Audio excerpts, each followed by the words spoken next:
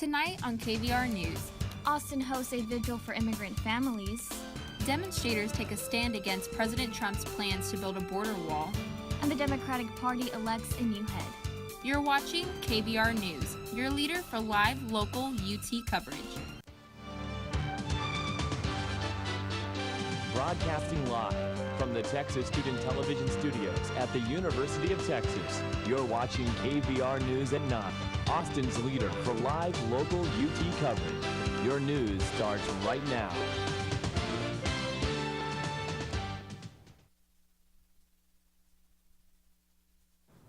Good evening and welcome back to KVR News for Monday, February 27th. I'm Cinnamon Cornell. And I'm Viviana Castaneda. Thank you for joining us.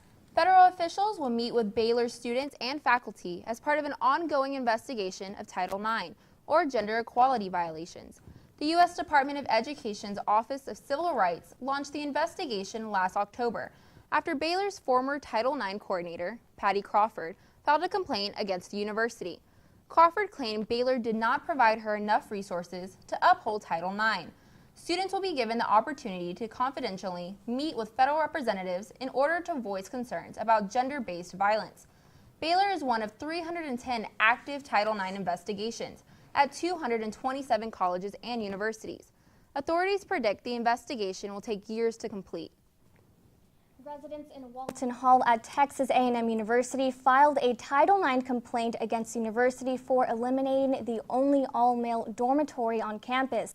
Walton Hall remains one of the cheapest living options for males, but starting next semester, it will change into an all-freshman co-ed dorm. This will force all of its residents to move out and find different housing options. Walton Hall residents cite the university will then have 20 co-ed dorms, 4 all-female and 0 male dorms. Since the beginning of February, immigration and customs enforcement operations led to over 600 arrests across the nation. But according to KXAN, new information shows Austin is home to the highest percentage of undocumented immigrants without criminal convictions. Of 51 detainments, ICE considered 28 of them non-criminals. 23 of the detainees had criminal convictions.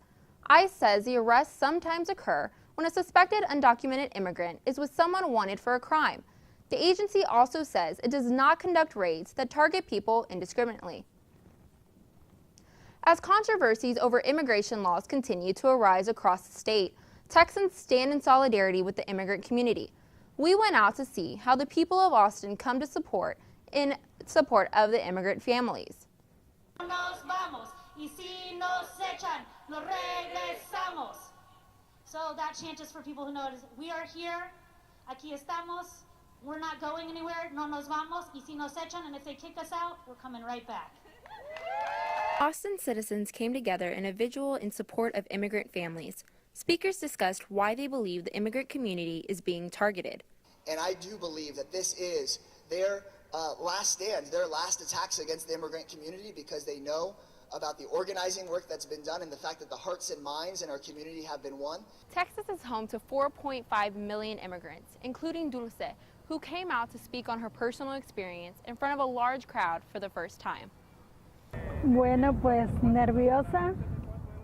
So I felt nervous and I also felt scared, given everything that's going on in this moment. I was afraid to leave my house and I was afraid to leave with my children about what could happen to us over here. So overall, nervous and with fear. Event organizers, Immigrants United, also discussed SB 4, the bill prohibiting sanctuary cities in the state. And so our members realized that this was going to be something that would dramatically impact them, and so they wanted to have this event to ask our elected officials to listen to the people in their communities and allow local governments to decide how they want to run their cities to keep them as sanctuary cities.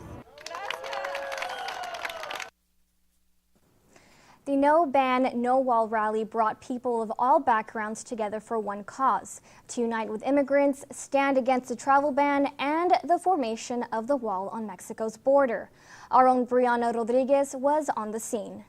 And a wall is not going to help us in this country, and it certainly will not make America great again. What started as a small Facebook event quickly became a large gathering for people to stand in solidarity with immigrants at the No Ban, No Wall rally in Austin, Texas. Hundreds gathered around the Capitol to listen to ACLU and U.S. representatives, among other speakers, on issues involving the recent travel ban, immigration policies, and the wall between Mexico and America. Omar Rodriguez Ortiz, a graduate student at the University of Texas and organizer of the event, tells us why he decided to create this rally. When there is small, local, but continuous action to communicate with legislators, it has an effect. Some attendees say the influence the rally had was positive for them. It gives me a lot of hope just to be here and to look around and see all these people and read all their signs and see the people, the great variety of people that are here. President Trump says he plans to release a revised travel ban within the week, and U.S. Customs and Border Protection plans to start construction on the U.S.-Mexico border wall in mid-April 2017. Humberto Olaez, a DACA applicant, tells us he thinks this is a chance to show that people won't be quiet about the administration. For everybody that are in my situation and anybody that don't have legal status here, we should come here, not only people that are like residents or citizens, you know. We should come in, not hide, come out from the dark and tell them that we're not scared. We are here, and if they kick us out, we're coming right back. Brianna Rodriguez, KVR News. A federal lawsuit regarding Texas voter ID law will be heard in Corpus Christi tomorrow, despite Republican opposition. The hearing will discuss whether legislators pass these laws with discriminatory intent. Currently, Texas requires one of 7 official documents to cast a vote. The U.S. Justice Department and Texas Attorney General Ken Paxton asked federal courts to delay the case until June. They said this would allow the legislator to revise the law and make it more lenient. On a national level, President Donald Trump's administration reversed the official government claim that the law was enacted with discriminatory intent. Throughout his campaign and even now, Trump claims millions of people voted illegally during November's election. Residents of South Carolina continue to use a state law crafted over 15 years ago to stop protesters from removing the Confederate flag. The law requires 2/3 of the legislature to approve changes to any historical monument. This includes lowering a Confederate flag. Some of the state's most powerful lawmakers vow this law will not change. In 2015, the South Carolina State House removed the Confederate flag from their state house after Dylan Roof murdered members of a church congregation. However, this remains an uncommon practice in South Carolina as opposed to a trend. President Trump blocked a number of news organizations from his informal briefings. The New York Times, the Los Angeles Times, Politico, BuzzFeed, and the BBC were among those excluded from the meeting. The Trump administration invited Time magazine and the Associated Press, but they declined the invitation to stand with banned outlets. President Trump additionally stated he would not attend the annual White House Correspondents' Dinner. The dinner raises money for journalism scholarships and takes place every spring. The last president to miss the dinner was Ronald Reagan because he was recovering from an assassination attempt. Although he still delivered remarks by phone, several news organizations have already withdrawn from the April 29th event in protest of Trump's treatment of the media. Former Labor Secretary Tom Perez will serve as the new national chairman for the Democratic Party. Perez, who served during the Obama administration, won the second round of voting at the Democratic National Committee meeting in Atlanta with a 35-vote lead. Perez's first order of business is to unite the Democratic Party, which faces divisive issues after November's presidential election. Perez will be the first Latino to fill this position. We'll have more news after the break. Austinites protest in support of abolishing abortion. And UT introduces thousands of girls to careers in the STEM field. We'll have more coming up next on KVR News.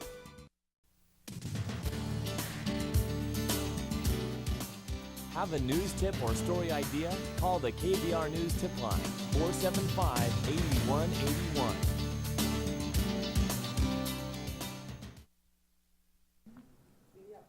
Welcome back to KVR News. Texas Senator John McCorrin promoted a bill that will prioritize funding for domestic violence victims. He spoke about the legislation called the Helping End Abusive Living Situations Act, or HEALS, in Austin.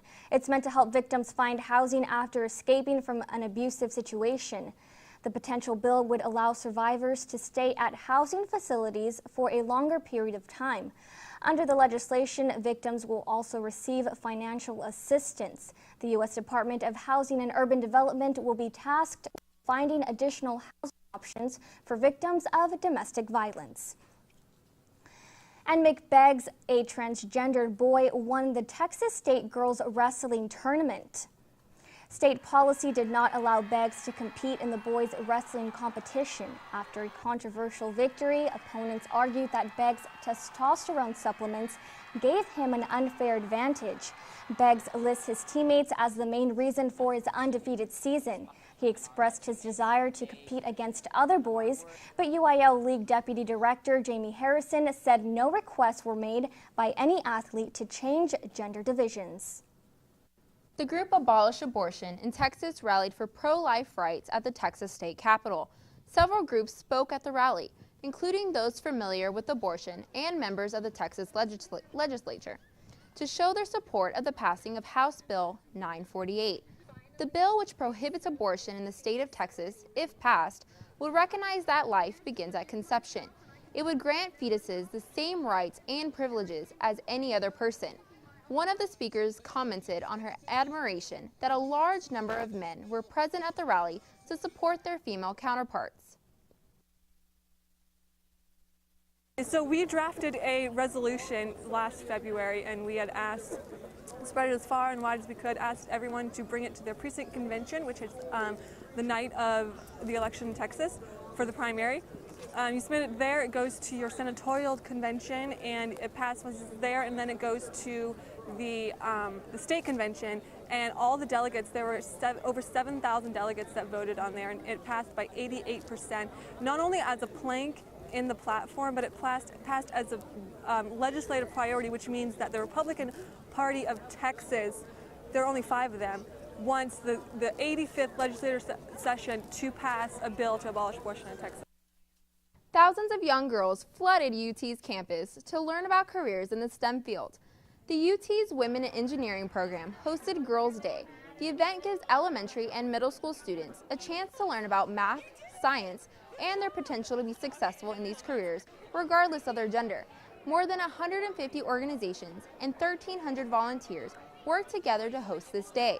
One of the attendees' parents explained the importance of sparking an interest in the STEM field at an early age. A lot of times, you know, girls are stigmatized that maybe engineering isn't something that they can get into or something that they're smart enough for, and we're here to show them there are so many cool ways that they can get involved in STEM curriculum. And Girl Day is just an awesome opportunity to show them all the ways that STEM is out there in the world. Authorities identified a dead body found at Zilker Park as Rico Delgado, a former Hidalgo County prosecutor. As of right now, officials say no signs of foul play are suspected. His records show a continuous battle with drug abuse and arrests. He resigned from his previous position as a prosecutor due to driving under the influence and drug-related arrests. Police released Delgado from his latest arrest on February 10th, and they found his body 10 days later and pronounced him dead at the scene. A pickup truck ran into a crowd watching the Crew of Eddie Mion parade in New Orleans on Saturday night. Police reported 28 injured. The driver lost control of the vehicle and hit 2 cars. The pickup truck then ran into the crowd. Emergency services rushed 21 of the 28 total injured to different hospitals of the city. Luckily, none of the injuries appear to be life-threatening. The investigator on the scene suspects that the driver of the pickup truck was intoxicated during the accident, and at least 1 arrest has been made. To all the Austin residents who are planning to celebrate Mardi Gras, please be careful. 2 UT employees animal cruelty case. Authorities found nearly 430 animals in the couple's home. The 2 employees, Joseph Flores and Sarah Arevalo, both work at UT's Animal Resource Center. The university spokesman, J.B. Bird, says he placed both employees on administrative leave pending an investigation. Byrd emphasized that none of the university's animals are missing. As a result, investigators will continue to investigate why the couple kept so many of the animals. Texas's SPCA is currently examining and taking care of the ones they rescued. Student government candidates Isaiah Carter and Sydney O'Connell sent emails to at least 16 students on January 23rd, 24 days before the sanctioned campaign period begins. This may constitute a violation of the 2016 Student Government Election Code. According to the code, candidates can personally recruit individuals before February 15th. However, these 16 students say they did not know Carter personally, nor were their emails personal invitations. When asked to provide a copy of the email, Carter said it could not be found and must have been deleted. Carter and O'Connell continue to wait for an official ruling from the Election Supervisory Board. So, Cinnamon, today's weather was a bit different from what we've been seeing these past few days. I mean, it's been hot, but today was extremely humid. Yes, definitely. I was running around campus with a camera and a tripod, so it definitely was not ideal weather for a reporter. I agree, so let's hope for the best. Our Claudia Jimenez is live in the studio. Claudia, what's our forecast for the week? Well, it didn't rain today, but tomorrow it just might, so make sure you wear a coat before walking to your classes.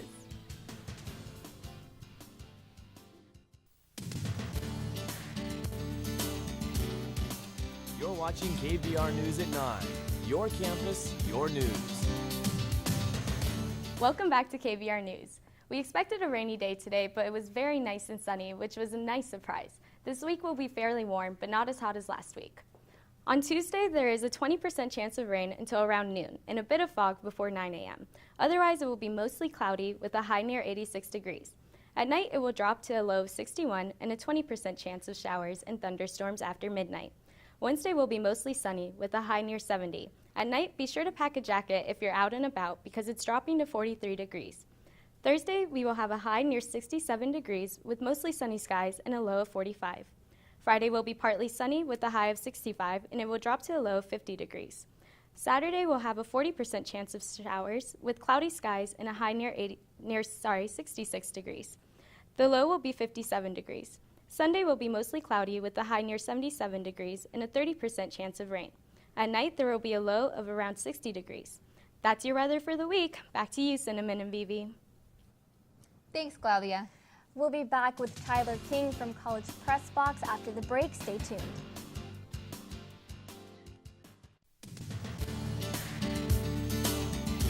Now, KVR News at 9 Sports.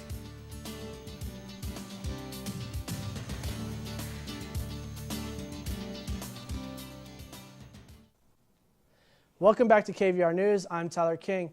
Now, Texas basketball welcomed the third-ranked Kansas Jayhawks to Austin on Saturday. Let's head over to the Irwin Center for the highlights. This is coming in with a style, looking for a win to get the outright title.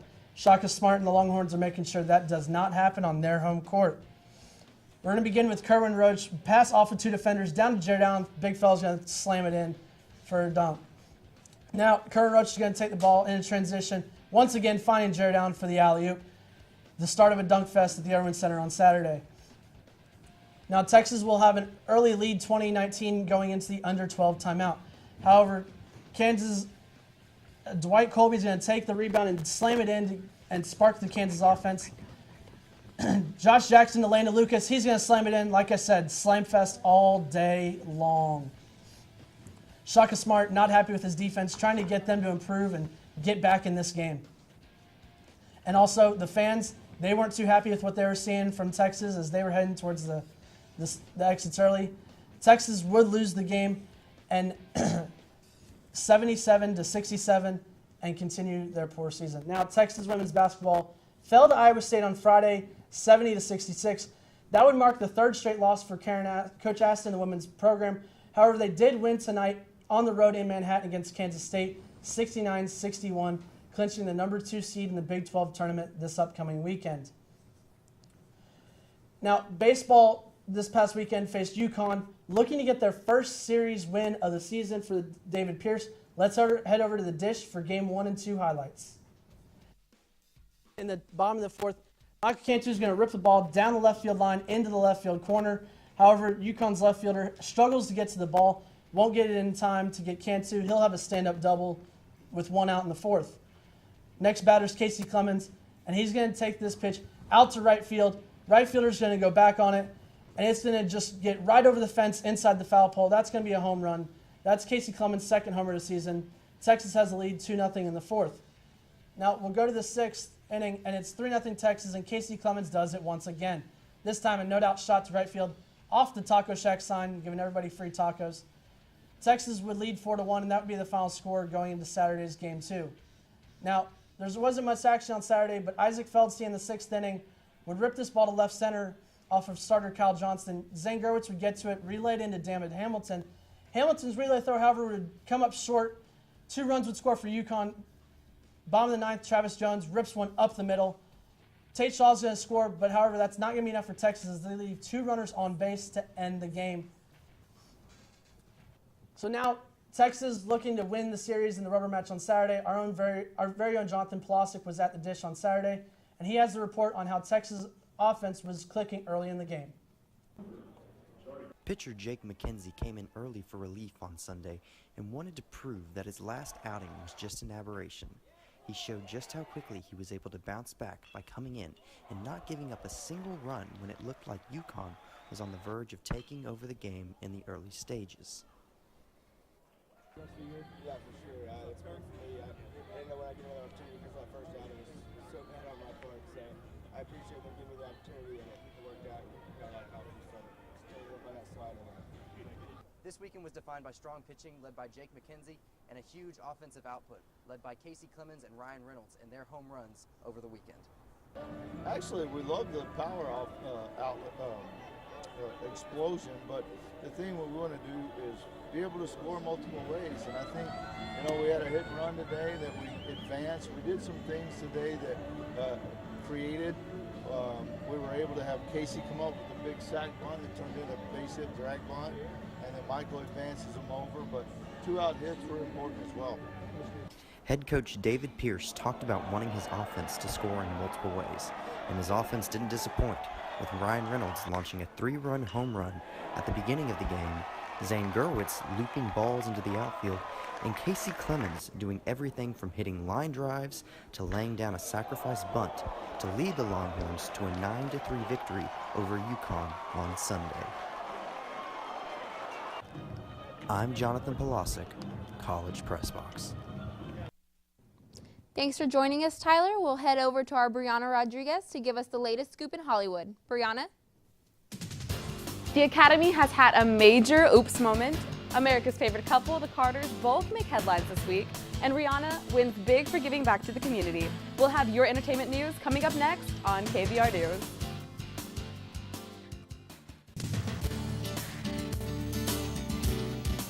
You're watching KVR News at 9. Your campus, your news.